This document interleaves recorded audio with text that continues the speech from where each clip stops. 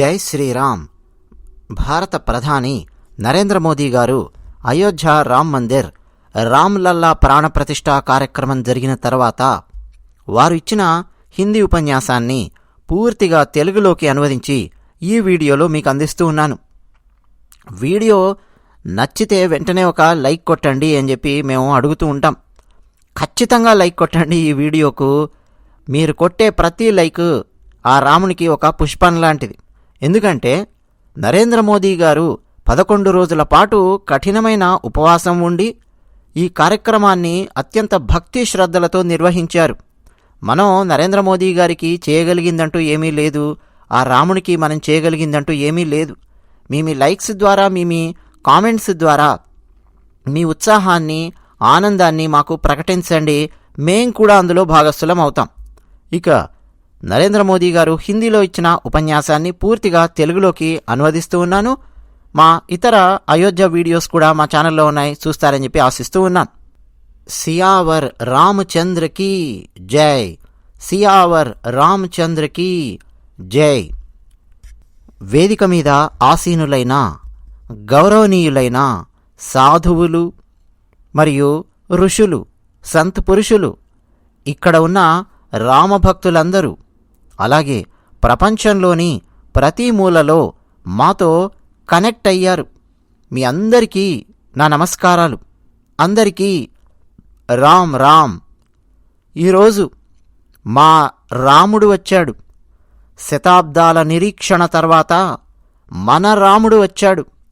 శతాబ్దాల అపూర్వమైన సహనం, లెక్కలేనన్ని త్యాగాలు, తపస్సు, వీటన్నింటి తర్వాత మన శ్రీరాముడు వచ్చాడు.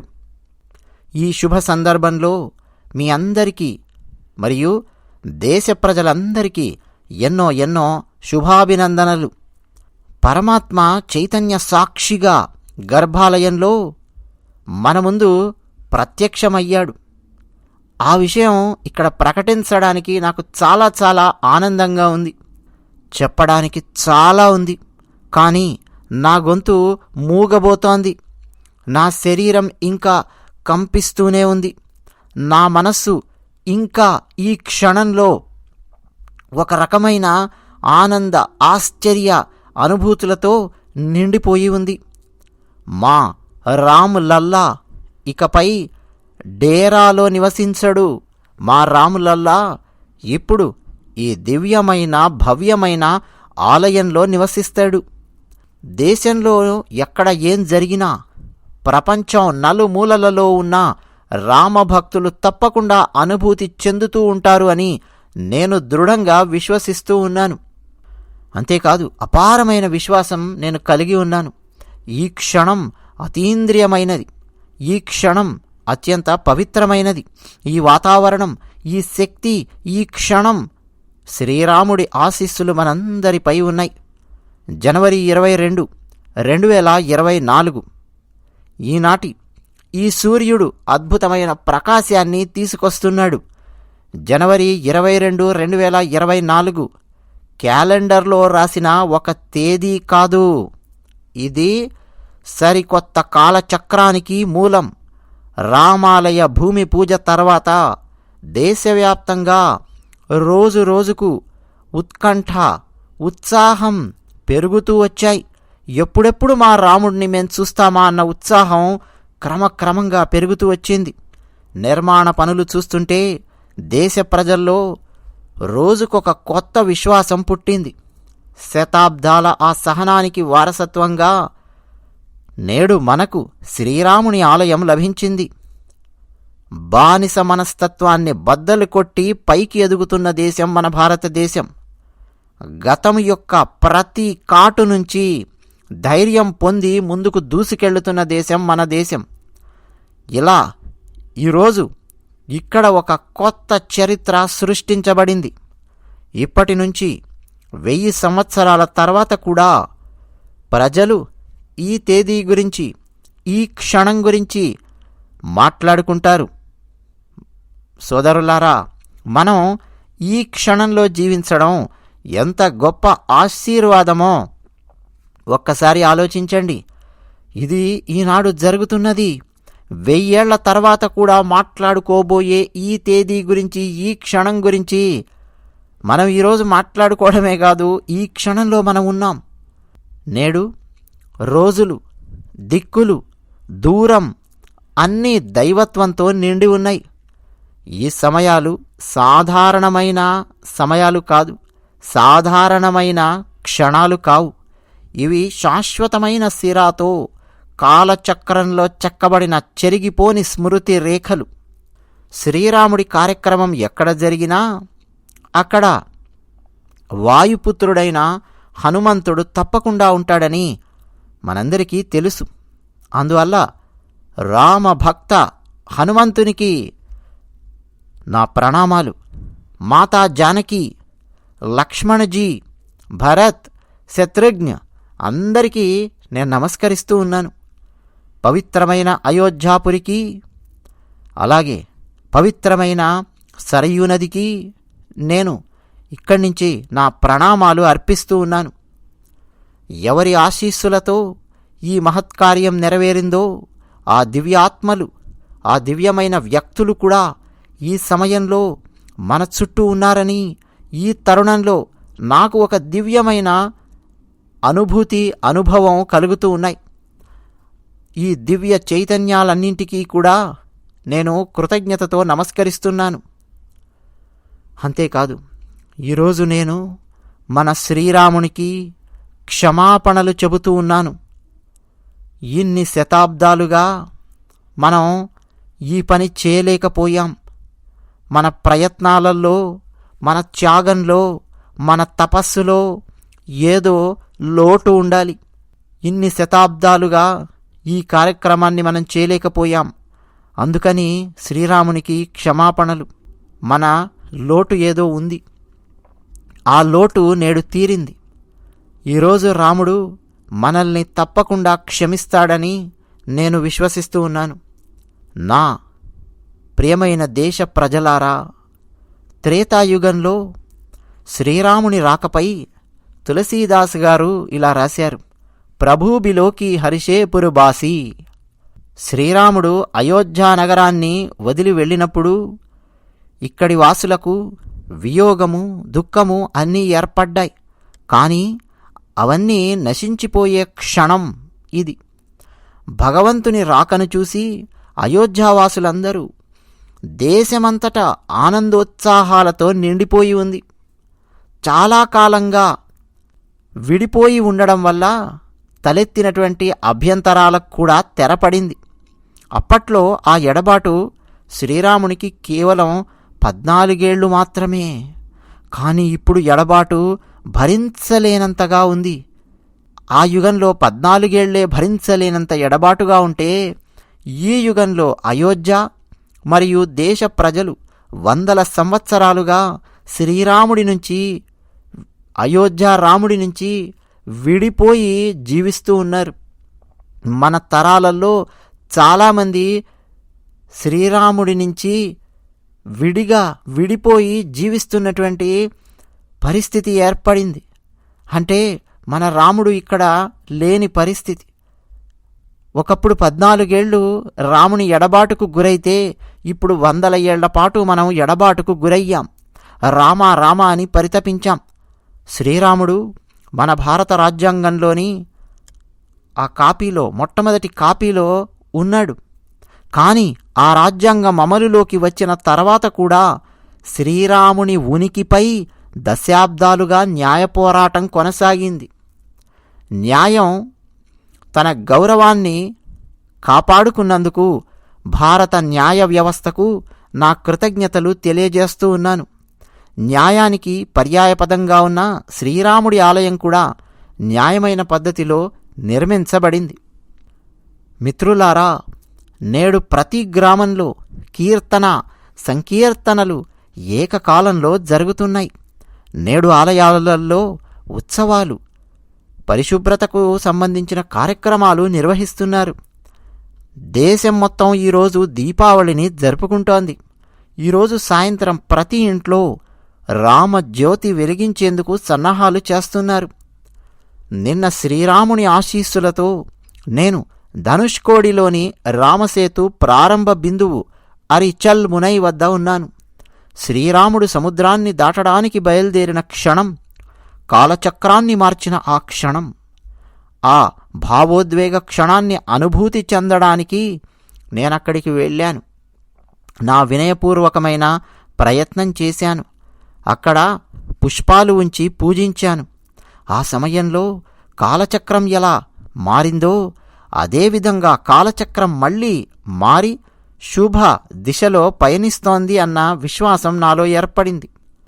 నా 11 రోజుల ఉపవాస దీక్షలో శ్రీరాముడి పాదాలు ఎక్కడెక్కడైతే పడ్డాయో ఆ పాదాలు పడిన ప్రదేశాలను వెళ్ళి ఆ పాదాలను తాకడానికి నేను ప్రయత్నించాను. నాసిక్లోని పంచవటీ ధామమైన, కేరళలోని పవిత్రమైన త్రిప్రయార్ దేవాలయమైన, ఆంధ్రప్రదేశ్లోని లేపాక్షి అయినా, తమిళనాడులోని రామేశ్వరంలోని శ్రీ రామనాథస్వామి దేవాలయమైన, శ్రీరంగంలోని రంగనాథస్వామివారి దేవాలయమైన, ధనుష్కోడి అయినా ఈ పవిత్ర స్ఫూర్తిని పొందడం నా అదృష్టం. సాగర్ నుంచి సరయూ వరకు ప్రయాణించే అవకాశం వచ్చింది. సాగర్ నుంచి సరయూ వరకు రాముని పేరు మీద జరుగుతున్న ఈ గొప్ప పండుగకు స్ఫూర్తి ప్రతి చోట ప్రబలంగా ఉందని నేను గమనించాను. శ్రీరాముడు భారతదేశం యొక్క ఆత్మ. అంతేకాదు, ప్రతి కణంతో శ్రీరాముడు అనుసంధానింపబడి ఉన్నాడు. రాముడు అన్ని శతాబ్దాలుగా మనకు విడిపోయి ఉన్నప్పటికీ మనందరి హృదయాలలో నిరంతరం శ్రీరాముడు నివసిస్తూనే ఉన్నాడు.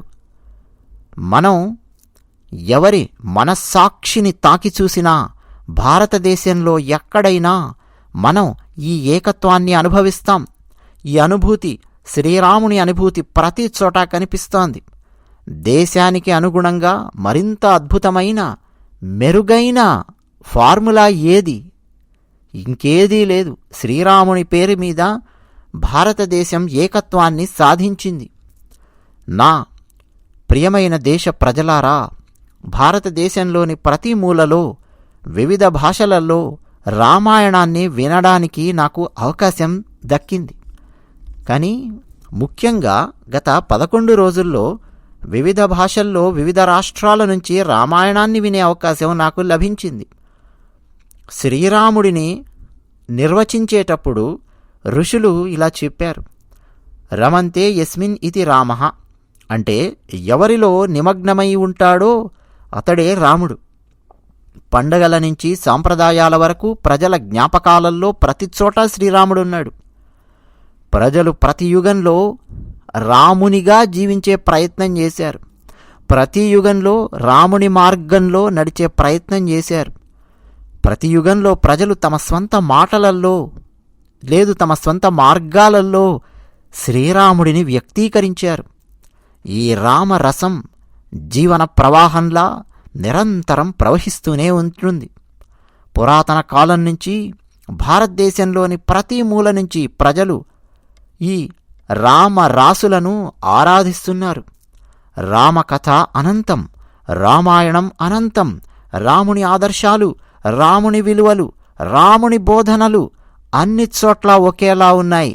ప్రియమైన దేశ ప్రజలారా, ఈరోజు ఈ చారిత్రక సమయంలో దేశం కూడా ఆ వ్యక్తులను స్మరించుకుంటోంది.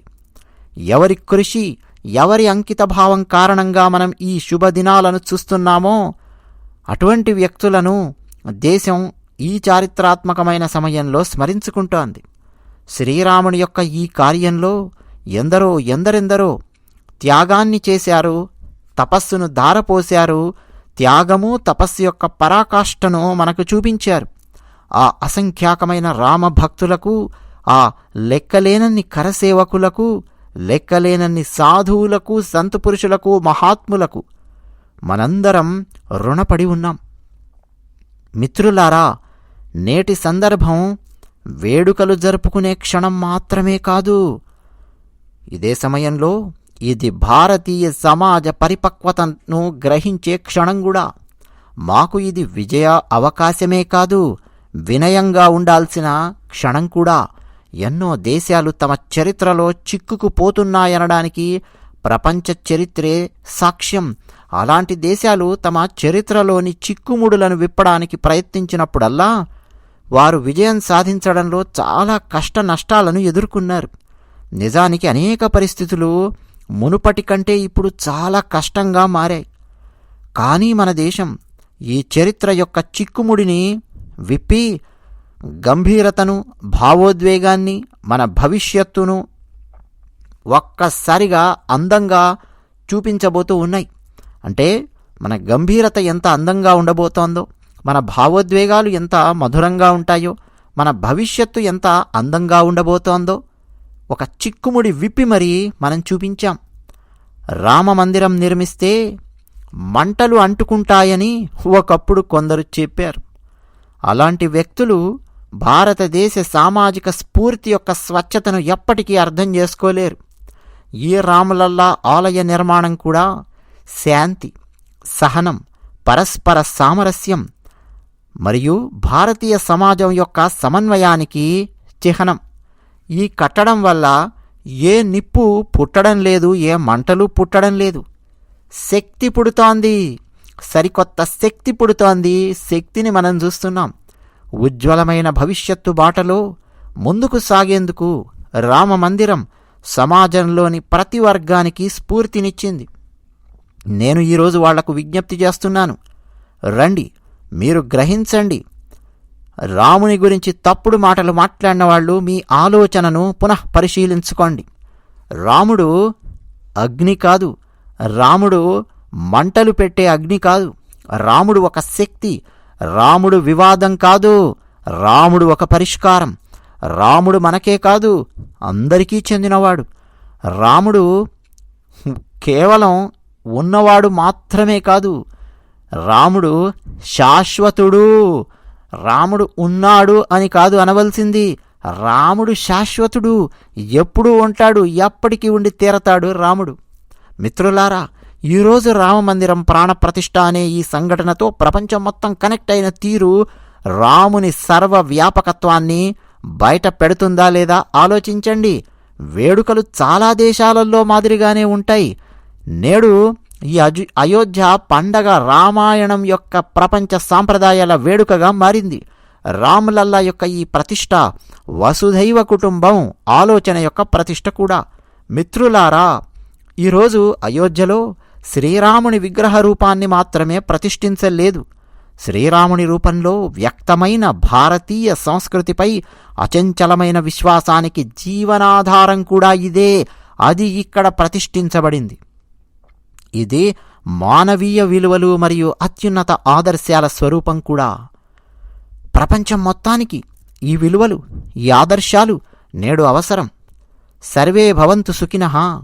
శతాబ్దాలుగా మనం ఈ తీర్మానాలను పునరావృతం చేస్తున్నాం. నేడు అదే తీర్మానం రామమందిరం యొక్క రూపంలో ఒక నిర్దిష్టమైన రూపాన్ని సంతరించుకుంది. ఈ ఆలయం కేవలం దేవుడి యొక్క గుడి మాత్రమే కాదు, ఇది భారతదేశ దర్శనం, భారతదేశం యొక్క తత్వశాస్త్రం, భారతదేశం యొక్క దశ దిశ. ఈ ఆలయం ఇది రాముని రూపంలో ఉన్న జాతీయ చైతన్య దేవాలయం. రాముడు భారతదేశ విశ్వాసం, రాముడు భారతదేశానికి పునాది, రాముడు భారతదేశం యొక్క ఆలోచన, రాముడు భారతదేశం యొక్క చట్టం, రాముడు భారతదేశం యొక్క చైతన్యం, రాముడు భారతదేశం యొక్క ఆలోచన, రాముడు భారతదేశం యొక్క ప్రతిష్ట, రాముడు భారతదేశం యొక్క కీర్తి. రామ్ అనేది ఒక ప్రవాహం, రామ్ అనేది ఒక ప్రభావం. రామ్ నేతి ఉంది, రాములో నీతి ఉంది. రాముడు కూడా శాశ్వతుడు, రామ్ కూడా ఒక కంటిన్యూటీ. రామ్ విభు, రాముడు సర్వవ్యాపి, రాముడే జగత్తు, రాముడు విశ్వాత్మ. అందువల్ల రాముడిని గౌరవించినప్పుడు దాని ప్రభావం సంవత్సరాలు లేదా శతాబ్దాల పాటు మాత్రమే ఉండదు, దీని ప్రభావం వేల వేల సంవత్సరాల పాటు ఉంటుంది. మహర్షి వాల్మీకి చెప్పారు, రాజ్యం దశ సహస్రాణి ప్రాప్య వర్షాణి రాఘవ. అంటే 10,000 సంవత్సరాలు రాముడు రాజ్యాన్ని పాలించాడు. అంటే 1000 సంవత్సరాలకు రామరాజ్యం అలా నిలిచి ఉన్నది. రాముడు త్రేతాయుగంలో ప్రవేశించినప్పుడు 1000 సంవత్సరాల పాటు రామరాజ్యం స్థాపించబడింది. రాముడు 1000 సంవత్సరాలుగా ప్రపంచానికి మార్గదర్శకంగా ఉన్నాడు. అదిగో రాముడు పాలించిన ఆ పాలన ఆ తర్వాత మరిన్ని వేల సంవత్సరాల పాటు ఒక ఆదర్శమై కొనసాగింది. కాబట్టి నా ప్రియమైన దేశవాసులారా, ఈరోజు అయోధ్య భూమి మనందరినీ, ప్రతి రామభక్తుడిని, ప్రతి భారతీయుడిని కొన్ని ప్రశ్నలు అడుగుతోంది. శ్రీరాముని గొప్ప ఆలయం నిర్మించబడింది. ఇప్పుడు ఏం జరుగుతుంది? శతాబ్దాల నిరీక్షణకు తెరపడింది. తర్వాత ఏమిటి? ఈరోజు ఈ సందర్భంగా మనల్ని ఆశీర్వదించడానికి వచ్చి మనల్ని చూస్తున్న దేవతలకు, దివ్యాత్మలకు వీడుకోలు పలుకుతామా? కాదు, అది కానే కాదు. ఈరోజు నేను కాలచక్రం మారుతున్నట్టు స్వచ్ఛమైన హృదయంతో భావిస్తున్నాను. కాలాతీత మార్గానికి రూపశిల్పిగా మన తరం ఎంపిక కావడం సంతోషకరమైన యాదృచ్ఛికం.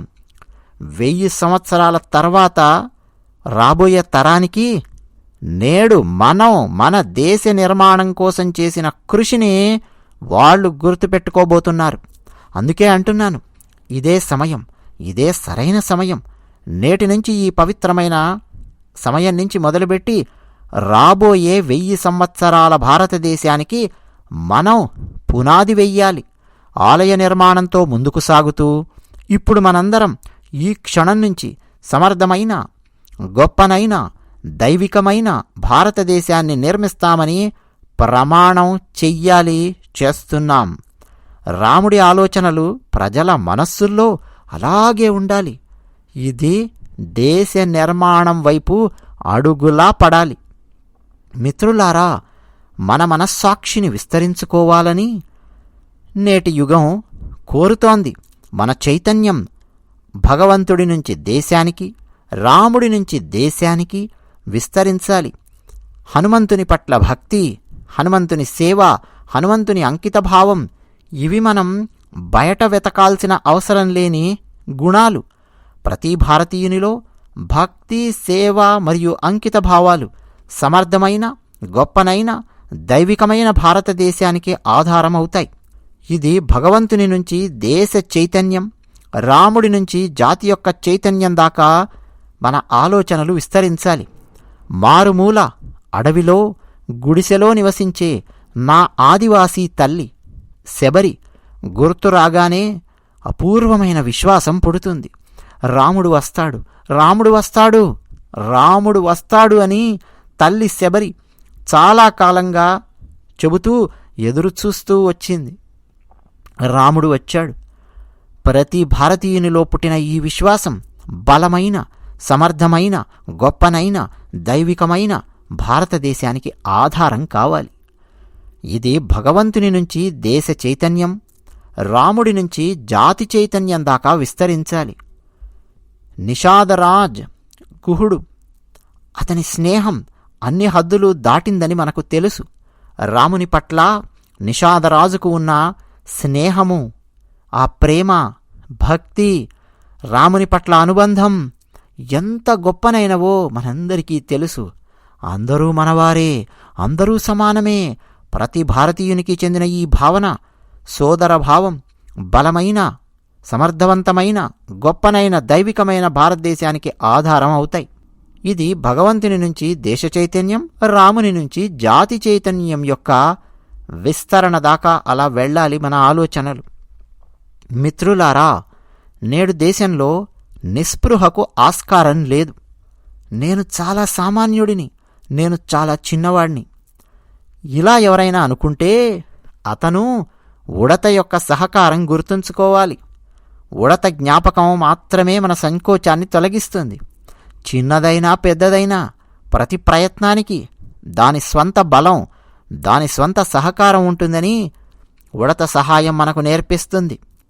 అందుకే నేను చిన్నవాణ్ణి, సామాన్యుణ్ణి అనుకోకండి. ఒక మంచి కార్యక్రమం చెయ్యాలి అనుకున్నప్పుడు సహకారం లభించి తీరుతుంది. ప్రతి ఒక్కరి ప్రయత్నాల స్ఫూర్తి బలమైన, సమర్థవంతమైన, గొప్పనైన, దైవికమైన భారతదేశానికి ఆధారమై తీరుతుంది. ఇది భగవంతుని నుంచి దేశ చైతన్యం, రాముని నుంచి జాతి చైతన్యం దాకా విస్తరించాల్సిన ఆలోచన. మిత్రులారా, లంకను పాలించిన రావణాసురుడు అపారమైన జ్ఞానం, శక్తి కలిగి ఉన్నాడు. కానీ జటాయువు చిత్తశుద్ధిని చూడండి. జటాయువు గారు తన శక్తితో అత్యంత శక్తివంతమైన రావణాసురునితో పోరాడాడు. రావణాసురుడిని ఓడించలేనని జటాయువుకు ఖచ్చితంగా తెలుసు. కానీ రావణాసురుడికి సవాలు విసిరాడు, పోరాటం చేశాడు. కర్తవ్యం యొక్క ఈ పరాకాష్ఠ, ఈ సమర్థత గొప్పనైన, దైవికమైన, సమర్థవంతమైన భారతదేశానికి ఆధారం. భగవంతుని నుంచి దేశం దాకా, రాముని నుంచి దేశ చైతన్యం దాకా విస్తరణ అంటే ఇదే. జటాయువు నుంచి మనం నేర్చుకోవాల్సిన స్ఫూర్తి. మన జీవితంలోని ప్రతి క్షణాన్ని దేశ నిర్మాణం కోసం అంకితం చేస్తామని ప్రతిజ్ఞ చేద్దాం. శ్రీరాముని పనితో దేశం యొక్క పని ముడిపడి ఉండాలి. సమయం అలా ముడిపడి ఉండాలి, ప్రతి క్షణం అలా ముడిపడి ఉండాలి. శరీరంలోని ప్రతి కణం రాముడి అంకిత భావాన్ని జాతికి అంకితం చేయాలి అన్న లక్ష్యంతో అనుసంధానం చెయ్యాలి. నా దేశ ప్రజలారా, శ్రీరామునికి మన పూజలు ప్రత్యేకంగా ఉండాలి. ఈ ఆరాధన ఇంకా ఇంకా పైకి ఎదిగే విధంగా ఉండాలి. కేవలం మన కోసమే కాదు, అందరి కోసం ఉండాలి. ఈ పూజ అహంకారం కోసం కాకుండా మనం దేశాభివృద్ధి కోసం సమర్పించే విధంగా ఉండాలి.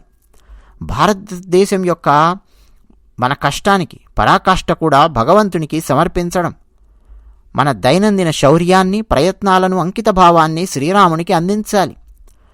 వీటితోనే మనం ప్రతిరోజు రాముణ్ణి పూజించాలి. అప్పుడే మన భారతదేశాన్ని సుసంపన్నంగాను, అభివృద్ధి చెందిన భారతదేశంగాను మనం చేయగలం. నా దేశ ప్రజలారా, ఇది భారతదేశ అభివృద్ధికి స్వర్ణయుగం. నేడు భారతదేశపు యువత శక్తితో నిండి ఉంది. ఎవరికి ఎంతకాలం తర్వాత అలాంటి సానుకూల పరిస్థితులు తలెత్తుతాయి? ఇంకా మనం ఏమీ మిస్ అవ్వాల్సిన అవసరం లేదు, ఇక కూర్చోవాల్సిన అవసరం లేదు. మన దేశ యువతకు చెబుతున్నాను, మీ ముందు 1000 సంవత్సరాల సాంప్రదాయం ఉంది. అదే మీకు స్ఫూర్తి. 15 లక్షల కిలోమీటర్లు ప్రయాణించి మిషన్ ఆదిత్యను విజయవంతం చేస్తున్నా. చంద్రునిపై త్రివర్ణ పతాకాన్ని ఎగురవేస్తూ ఆకాశంలో తేజస్సుగా ఉన్న సూర్యుని దగ్గరికెళ్ళి సముద్రంలోని విక్రాంత్ ఏం చేస్తుందో మీకు తెలుసు. అటు సూర్యునికి సంబంధించిన మిషన్, ఇటు చంద్రునికి సంబంధించిన మిషన్, అటు సముద్రంలో విక్రాంత్ మిషన్. ఇవన్నీ భారతదేశానికి, భారత తరానికి మీరు ప్రాతినిధ్యం వహిస్తున్నారు. మన భారత జాతీయ త్రివర్ణ పతాకం అన్ని చోట్ల రెపరెపలాడుతోంది. మీ వారసత్వం గురించి గర్విస్తూనే మీరు భారతదేశపు కొత్త ఉదయాన్ని లిఖించాలి. సాంప్రదాయం యొక్క స్వచ్ఛతను మీరు అందుకుంటూనే మరోపక్క ఆధునికత యొక్క ఆ గొప్పదనాన్ని రెండింటినీ జోడించుకుంటూ, అనుసరిస్తూ భారతదేశం యొక్క శ్రేయస్సు కోసం లక్ష్యాన్ని పెట్టుకుంటూ ముందుకు కొనసాగుతూ ఉండాలి. మీ లక్ష్యం భారతదేశపు శ్రేయస్సు అయి ఉండాలి. మిత్రులారా, ఇప్పుడు విజయానికి సమయం ఆసన్నం అయ్యింది. రాబోయే సమయం ఇప్పుడు సాధన కోసం. ఈ దివ్యమైన భవ్యమైన రామమందిరం భారతదేశం యొక్క ఒక సరికొత్త ఆవిర్భావానికి సాక్షిభూతంగా మారబోతోంది.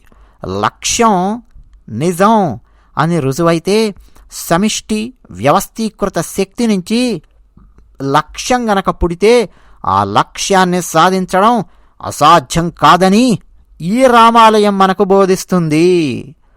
వ్యవస్థీకృతమైన శక్తి నుంచి పుట్టిన లక్ష్యం ఈ రామాలయాన్ని సాధించింది. ఇది భారతదేశం యొక్క సమయం, ఇదే మన సమయం. భారతదేశం ఇక ముందుకు సాగుతుంది.